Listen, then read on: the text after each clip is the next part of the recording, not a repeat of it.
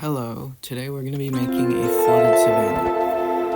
Now, flooded savanna usually has some woody vegetation, but not that much. But I like to use it as an umbrella term for all tropical and subtropical wetlands that aren't swamps.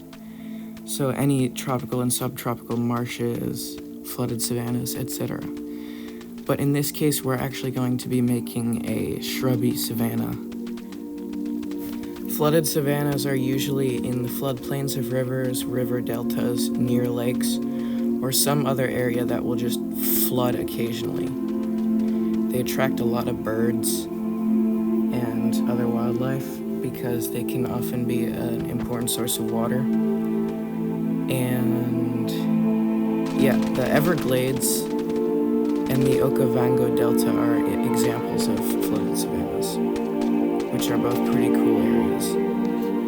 You're gonna have to add a lot of waterways in flooded savannas because they flood a lot and that causes erosion. And I almost forgot, but after they fill with water, you're gonna have to add a layer of dirt on top of the mud, but only in areas further from the water so it looks like it got eroded away.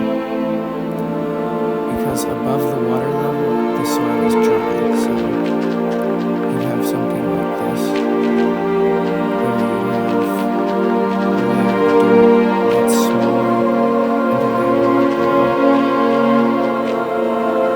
So yeah, that's pretty cool.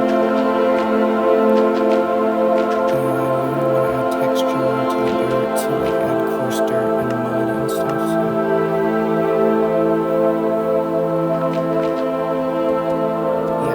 packed mud, not regular mud, because the regular mud is a completely different color, so it doesn't really fit the theme at all. Then you're going to want to add grass. Make sure you add a lot more grass and tall grass to the lower layer because there's more water there, and add a few pebbles to the top layer. And maybe a few large boulders if the setting is near a mountain or something.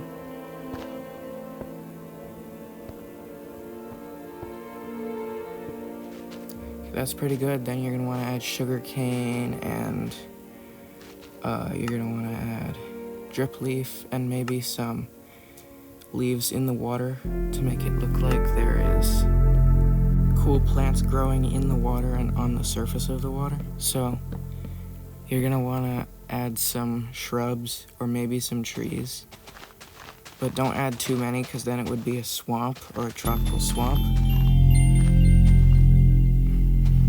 So yeah, and you're gonna want to fill the whole thing with leaves, or surround the trunk with leaves, obviously. And you can also add some leaves that don't have trunks, because in a perfect world they would just have smaller trunks that are invisible and hidden inside the leaves. Okay, this is pretty nice. And damn, this turned out really well.